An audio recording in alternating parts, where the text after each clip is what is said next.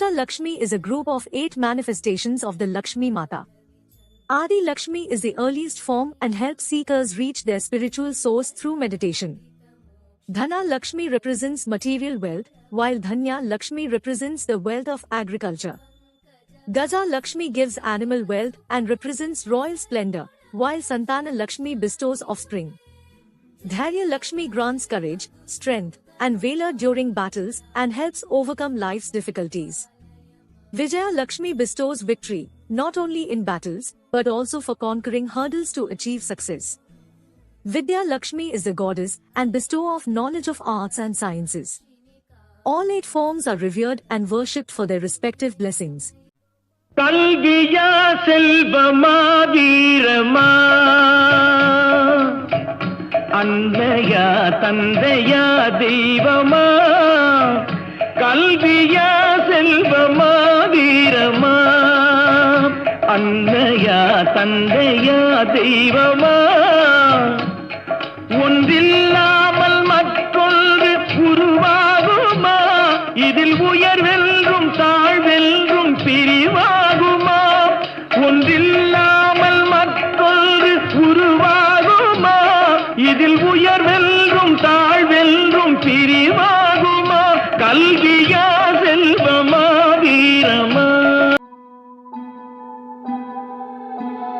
ऐगिरि नन्दिनि नन्दित मेधिनि विश्वविनोदिनि नन्दनुते गिरिवरविन्द्य शिरोदिनि वासिनि विष्णुविलासिनि जिष्णुनुते भगवति हेशिति कण्ठकुटुम्बिनि भूरि कुटुम्बिनि भूरि कृते जय जय हे महिषासुरमर्दिनि रम्यकपर्दिनि शैलसुते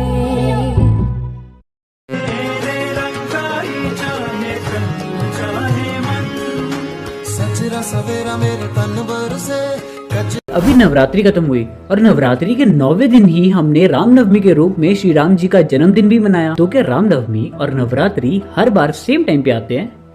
हाँ, चैत्र नवरात्रे हिंदू कैलेंडर के पहले महीने के न्यू मून मतलब अमावस्या को शुरू होते हैं और श्री राम जी का जन्मदिन हिंदू कैलेंडर के पहले महीने के न्यू मून माने अमावस्या के बाद 9th डे पे मनाते हैं। इसलिए श्री राम जी का जन्मदिन नवरात्रि के 9th डे पे कोइंसाइड करता है। वहीं जब हम 6 महीने बाद ऑटम वाली नवरात्रि देखते हैं वह अश्विन महीने के न्यू मून माने अमावस्या पर आती है। अब कथाओं के अनुसार रावण और श्री राम जी के बीच 10 दिनों का युद्ध हुआ था और आज के समय में उन्हीं पहले 9 दिनों में नवरात्रि मनाई जाती है और 10वें दिन जिस दिन रावण का वध हुआ था उस दिन विजयदशमी यानी दशहरा मनाया जाता है। मतलब 4 नवरात्रियों में से ये 2 नवरात्रि मेन है, जिसमें से पहली नवरात्रि में माता रानी के साथ साथ श्री राम जी के जन्मदिन को सेलिब्रेट करते हैं और दूसरी नवरात्रि में माता रानी के साथ साथ श्री राम जी की विजय को। और इसीलिए साथियों, माँ दुर्गा के 9 रूप किसी स्त्री के बचपन से लेकर उसके बुढ़ापे तक की स्थिति को बारी बारी से दर्शाते हैं। माँ का पहला रूप शैलपुत्री एक पुत्री के जन्म को दर्शाता है जो अपने पिता के नाम से जानी जाती है। दूसरा रूप ब्रह्मचारिणी उस पुत्री के गुरुकुल में प्रवेश यानी ब्रह्मचर्य आश्रम में प्रवेश को बताता है। माँ का तीसरा रूप चंद्रघंटा जिनके 10-10 हाथ हैं, वो गुरुकुल से निकली हुई उस बालिका का प्रतीक है जो सभी विद्याओं में पारंगत हो चुकी है। माँ का चौथा रूप कुष्मांडा एक गर्भवती स्त्री का रूप है क्योंकि माँ की गोद में एक घड़ा रखा है और घड़ा गर्भ का प्रतीक होता है। माँ का 5वां रूप स्कंद माता एक माँ का प्रतीक है जिसने अभी अभी एक नवजात शिशु को जन्म दिया है। अब जैसे एक स्त्री माँ बनने के बाद एक नई शक्ति से भर जाती है, ऐसी माँ के 6ठे और 7वें रूप अत्यंत शक्तिशाली हैं। इन्हीं रूपों में माँ ने कई राक्षसों का वध किया था। अब 8वें महागौरी रूप में माँ एक संपन्न परिवार वाली स्त्री का रूप है जो सभी को उन्नत की ओर ले जाती है। माँ का अंतिम रूप सिद्धिदात्री एक अनुभवी महिला का रूप है जो अपने आगे आने वाली जनरेशन को अच्छे मार्ग पर बढ़ाती है। साथियों, आप सभी को आगामी नवरात्रि की ढेरों शुभकामनाएं। साथियों, इस नवरात्रि हम सनातन धर्म में स्त्रियों को लेकर जो 9 बड़े मिथ्स हैं इन 9 दिनों में ब्रेक करने वाले हैं और इस 9 days 9 मिथ्स की सीरीज में आज पहले दिन हम जानेंगे कि क्या सच में स्त्रियों को सनातन धर्म में रुद्राक्ष धारण करने की अनुमति नहीं दी गई है। तो साथियों, ये टोटली रॉन्ग है क्योंकि अगर आप शिव पुराण के विद्येश्वर संहिता के 25वें अध्याय को पढ़ें तो वहां पर 47वें श्लोक में बताया गया है कि कौन कौन रुद्राक्ष धारण कर सकता है। इसमें लिखा है कि सभी आश्रमों, समस्त वर्णों, स्त्रियों और शूद्रों को शिव जी की आज्ञा के अनुसार सदैव रुद्राक्ष धारण करना चाहिए। यानी आप ब्रह्मचारी हो, गृहस्थी हो, सन्यासी हो, पुरुष हो या स्त्री हो, ब्राह्मण हो या शूद्र हो, शिव जी तो सभी के हैं। हम सभी को रुद्राक्ष धारण करना चाहिए। और जहाँ बात आती है स्त्री की, तो स्कंद पुराण में भी वर्णित है कि माता पार्वती रुद्राक्ष धारण करती थी। साथियों, ऐसे ही अगले आने वाले 8 दिनों में हम स्त्रियों को लेकर 8 और बड़े मिथ्स को ब्रेक करेंगे। तो आप हाइपर क्वेस्ट को फॉलो कर लें, और अगर आपके मन में भी कोई प्रश्न है तो कमेंट सेक्शन में भेजना ना भूलें। आप सभी को नवरात्रि की हार्दिक शुभकामनाएं। साथियों, सनातन धर्म में स्त्रियां पितरों के लिए पिंडदान नहीं कर सकती, ये एक मिथ है। आज नवरात्रि के दूसरे दिन सनातन धर्म में स्त्रियों के अधिकारों को लेकर इस दूसरे बड़े मिथ को ब्रेक करेंगे। इस प्रश्न का उत्तर हमें आनंद रामायण के यात्रा कांड के 6ठे सर्ग में मिलता है, जहाँ पर माँ सीता द्वारा दशरथ जी को पिंड दान करने का वर्णन है। असल में सीता जी माँ दुर्गा की मूर्ति बनाने के लिए बालू का पिंड बना रही थी। तभी दशरथ जी का हाथ प्रकट होता है और उस पिंड को ले जाता है, और ऐसा करके सीता माता ने 108 पिंड बनाए और सभी के सभी पिंडों को दशरथ जी ग्रहण कर लिए। और फिर जब श्री राम जी ने दशरथ जी को पिंडदान करने की क्रिया की, तब कोई हाथ नहीं प्रकट हुआ। इसके बाद सीता माता से पता चलता है कि दशरथ जी पहले ही सीता माता से पिंडदान ग्रहण कर चुके हैं। और दोस्तों, जिस स्थान पर सीता जी से दशरथ जी ने पिंडदान ग्रहण किया था, वो आज बिहार के गया में सीता कुंड नाम से जानी जाती है। तो जब सीता जी दशरथ जी का पिंडदान कर सकती हैं, तो सभी स्त्रियां अपने पितरों के लिए पिंडदान अवश्य कर सकती हैं। साथियों, अगले आने वाले 7 दिनों में हम इसी प्रकार के स्त्रियों के अधिकारों को लेकर मिथ्स को ब्रेक करने वाले हैं। तो आप हाइपर क्वेस्ट को अवश्य सब्सक्राइब करें। साथियों, आप अक्सर मंदिर में देखते होंगे कि हमारे पंडित जी या पुजारी जी पुरुष होते हैं, स्त्री नहीं। और ऐसे में माना जाता है कि सनातन धर्म में स्त्रियां पंडित या पुजारी नहीं बन सकती, जो कि एक मिथ है। और आज हम नवरात्रि के तीसरे दिन पर 9 डेज 9 मिथ्स में स्त्रियों के अधिकारों को लेकर इस तीसरे मिथ को ब्रेक करेंगे। दोस्तों, भारत में कई जगह और कई मंदिर है जहाँ पर स्त्रियां पंडित हैं। जैसे कि महाराष्ट्र के साकुरी में एक उपासनी बाबा का आश्रम है, जहाँ पर 1930 से ही स्त्रियों को पंडित और पुजारी बनने की ट्रेनिंग दी जा रही है। ऐसे ही तमिलनाडु के कोयम्बटूर से 40 किलोमीटर दूर पर एक लिंग भैरवी मंदिर है, जहाँ पर महिला पुजारी ही पूजा करती हैं। ऐसे ही तमिलनाडु में ही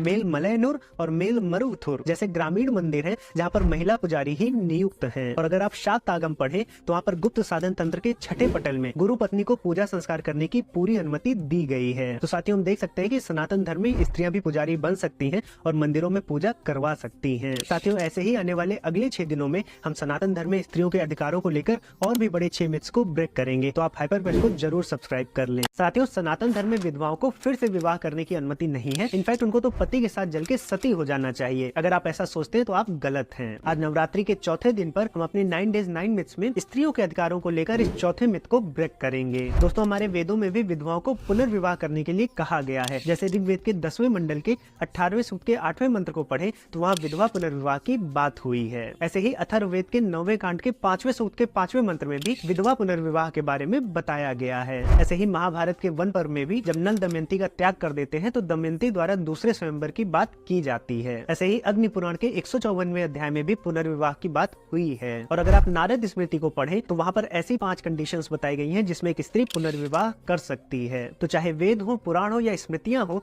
हर जगह विधवा पुनर्विवाह की बात की गई है। और जब पुनर्विवाह की बात हो रही है तो जबरदस्ती सती करवाने का कोई प्रश्न नहीं उठता। साथियों, स्त्रियां गायत्री मंत्र नहीं पढ़ सकती और न ही उन्हें वेदों को पढ़ने का अधिकार है। आज नवरात्रि के 5वें दिन पर हम 9 डेज 9 मिथ्स में स्त्रियों के अधिकारों को लेकर इस बड़े 5वें मिथ को ब्रेक करेंगे। साथियों, गायत्री मंत्र यजुर्वेद के मंत्र ओम भूर्भुवः स्वः और ऋग्वेद के मंत्र तत्सवितुर्वरेण्यम भर्गो देवस्य धीमहि धियो यो नः प्रचोदयात् से बना हुआ है। तो गायत्री मंत्र एक वैदिक मंत्र है। अब यजुर्वेद के ही 26वें अध्याय के दूसरे मंत्र में लिखा है कि जैसे मैं ईश्वर ब्राह्मण, क्षत्रिय, वैश्य, शूद्र, स्त्रियों और सेवकों सभी मनुष्यों के लिए वेदों का उपदेश करता हूँ, वैसे ही आप सभी भी दूसरे के कल्याण के लिए उपदेश करें। तो इस मंत्र से स्पष्ट है कि वेद सभी मनुष्यों के लिए हैं, जिसमें स्त्रियां भी हैं। और गायत्री मंत्र को हमने देखा कि वो वेदों का ही मंत्र है, इसलिए स्त्रियां भी इस मंत्र को पढ़ सकती हैं और इसका जाप कर सकती हैं। आप ही सोचे, अगर ईश्वर चाहता कि स्त्रियां वेद मंत्रों को न पढ़ पाएं, तो वेदों के मंत्रों की दृष्टा स्त्रियां कैसे हो गईं? लोक मुद्रा हो, घोषा हो, अपाला हो, रोमशा हो, ये कई प्रसिद्ध वैदिक ऋषिकाएं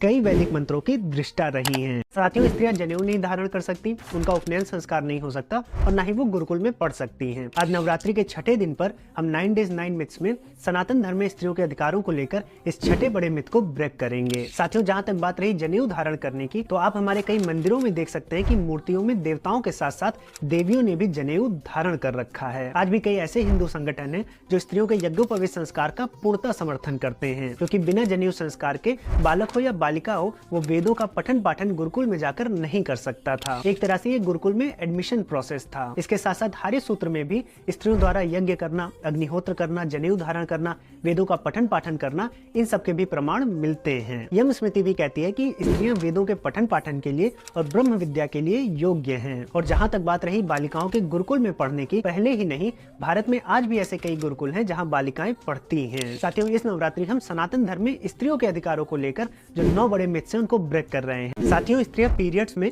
यानी कि मासिक धर्म में पूजा पाठ नहीं कर सकती, वो अपवित्र हो जाती हैं। ये एक मिथ है। नवरात्रि के आज 7वें दिन पर हम इस 9 डेज 9 मिथ्स की सीरीज में स्त्रियों के अधिकारों को लेकर इस 7वें मिथ को ब्रेक करेंगे। साथियों, सनातन धर्म में पुरुषों का ब्रह्मचर्य जितना पवित्र होता है उतना ही स्त्रियों का मासिक धर्म, और इसीलिए कई स्थानों पर बालिकाओं के प्रथम मासिक धर्म का उत्सव मनाया जाता है। गुवाहाटी के कामाख्या देवी मंदिर में भी जून के महीने में देवी माँ के मासिक धर्म को सेलिब्रेट किया जाता है। अब सुश्रुत संहिता की रजस्वला परिचर्या में पीरियड्स के दौरान स्त्रियों को आराम करने के लिए कहा गया है। शोरगुल से बचने के साथ साथ नहाने को भी मना किया गया है, क्योंकि आयुर्वेद के अनुसार पीरियड्स के दौरान पित्त बढ़ जाता है। अब स्त्री को मंदिर जाने से या पूजा करने से मना नहीं किया गया है, लेकिन चूंकि आप नहाते नहीं हैं इसलिए मंदिर नहीं जाना चाहिए, जो बात पुरुषों पर भी लागू होती है। और रही बात पूजा पाठ की, तो रजस्वला परिचर्या में ये भी कहा गया है कि स्त्रियों को पीरियड्स के समय केवल ईश्वर का ही ध्यान करना चाहिए। साथियों, हिंदू महिलाओं को, विशेषकर विवाहित शादीशुदा स्त्रियों को पर्दे में रहना चाहिए, घूंघट करना चाहिए। ये एक मिथ है। नवरात्रि के आज 8वें दिन पर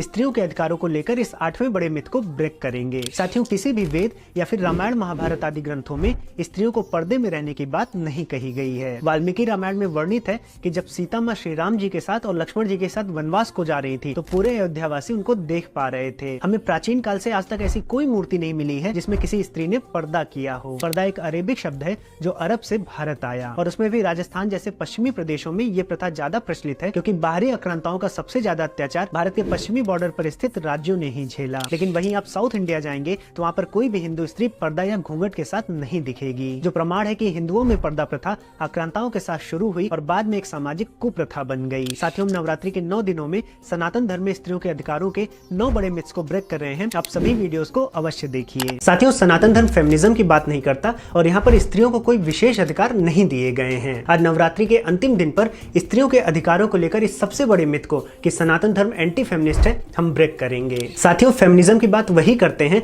जहां पर स्त्रियों की बात नहीं हुई हो। सनातन धर्म में हर एक जीव में ईश्वर का अंश देखा गया है, इसलिए यहाँ पर अलग से फेमिनिज्म की बात नहीं उठती। जहां वेदों के देवी सूक्त में एक फेमिनिन गॉड की बात हुई है, वहीं पुराणों में देवियों की स्तुतियां हैं। जहां वेदों में पुरुष ऋषि मंत्रों की दृष्टा हैं, वहीं पर लोप मुद्रा, घोषा, रोमशा जैसी ऋषिकाएं भी हैं जो मंत्रों की दृष्टा रही हैं। शायद ही कोई ऐसा पंथ होगा जिसने ईश्वर के स्त्री स्वरूप या ईश्वर के मैसेंजर्स को स्त्री रूप में देखा हो। लेकिन सनातन धर्म में इक्वालिटी है, इसलिए यहाँ पर फेमिनिज्म जैसे कॉन्सेप्ट की जरूरत नहीं पड़ी। लेकिन हम इस बात से भी इंकार नहीं कर सकते कि स्त्रियों के साथ अधर्म होता आया है, उनके समान अधिकारों का हनन हुआ है। इसलिए इस नवरात्रि पर हमें धर्म की ओर बढ़ते हुए स्त्रियों को समान अधिकार देने का संकल्प लेना चाहिए।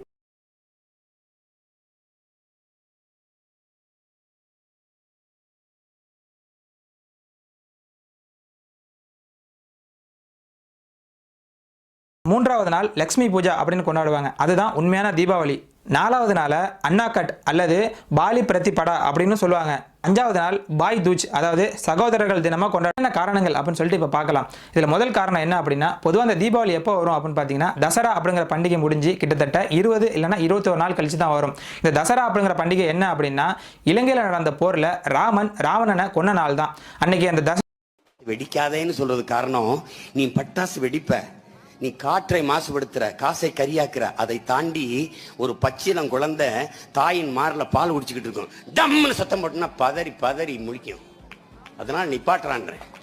அங்க ஒரு தாத்தா மாடி, அங்க ஒரு தாத்தா இதய நோயில படுத்திருப்பாரு, டம்மு டம்முன்னு போட்டுனா அதிர்ச்சியில இறந்துடும். நீ பாக்குற, நீ பறவைகள் வச்சுகளை வளர்த்து பாரு, என் வீட்டுக்கு வந்து பாரு, தீபாவளி நேரத்தில் என் வீட்டில் இருக்கிற பிள்ளைகளை அவங்க அம்மாவை காலை சுற்றி சுற்றி வர்றதை நீ பாரு. வாத்து, கோழி, புறா, பூனை எல்லாம் நான் வளர்க்குறேன் இல்லையா, இந்த சிட்டுகள், இந்த இதெல்லாம் பறவைகள் வளர்க்குறேன்ல, என்ன பாடுபடுதுன்னு பாரு. நீ டம்முன்னு போட்டோம்னா அவங்க அம்மாவை சுற்றி அவங்க அம்மா ஒன்றும் இல்லைடா பேசாமல் இருங்கடா, அந்த 2 நாளை கடக்க நாங்கள் படுற பாடு. அப்போ உனக்கு அதில் என்ன கொண்டாட்டம் இருக்கு? என்ன கொண்டாட்டம் இருக்கு? ஒரு பட்டாசுக்கு எதிராக பட்டாசு தொழில், இதுதான்டா நீங்க பேசுவீங்க. மாற்று தொழிலை கொடுறா அவனுக்கு. தீ ஆவலி, தீனா நெருப்பு, ஆவலினா வரிசை. ஆன்மாக்கள் வந்து மேலே போகிறதுக்கான வழி மாதிரி அந்த விளக்குகள் ஏற்றுவாங்க. அதுதான் தீ ஆவலியை சொல்லி போய் தீபாவளி சொல்லி போய் தீபாவளின்னு சொல்கிற அளவுக்கு நம்ம வந்துட்டோம். தமிழர்களுக்கு வந்து குறிப்பாக பட்டாசுகள் வந்த பிறகு இந்த நிகழ்ச்சி வந்து ஒன்றும் பெருசாக போயிடுச்சு. 1920 30களில் சீனாவுக்கு போய் இவங்க பட்டாசு தொழில் அறிமுகம் பண்ணப்போ இது வந்து ஒரு மிகப்பெரிய விழாவாக நமக்கு ஆயிடுச்சு. எந்த விழாவுக்கும் மருந்து கிடையாது, ஆனால் தீபாவளிக்கு மட்டும் மருந்து இருக்கும். இப்போ அஞ்சரை பெட்டியில் இருக்கக்கூடிய பல விஷயத்தை வச்சு ஒரு தீபாவளி மருந்து தயாரிப்பாங்க. அந்த தீபாவளி மருந்து வந்து அந்த உடலை வந்து சரி பண்ணணும்னு ஒரு நம்பிக்கை. நீங்கள் தனியாக வந்து எண்ணெய் தேய்ச்சி குளிக்கலாம் குளிக்க மாட்டீங்க. இப்போ நம்ம கொண்டாடுறது 1600 இருக்க சிஸ்டத்தை படி கொண்டாடுறோம். அதனால தான் இந்த பிரச்சனை. இது தமிழர் பண்டிகை, வட இந்திய பண்டிகை. குறிப்பாக சீக்காய் தூளை உடம்புக்குள்ளே தேய்ச்சி எண்ணெய் இந்த உச்சி தலையில் எண்ணெய் வச்சு குளிக்கிற பழக்கம் தீபாவளி அன்னைக்கு அது ஒரு மேண்டேட்டரியாக பண்ணுறாங்க. அதாவது வடகிழக்கு பருவக்காட்டு வர சமயத்தில் நம்ம உடல் அதுக்கேற்ற மாதிரி தாங்கணும்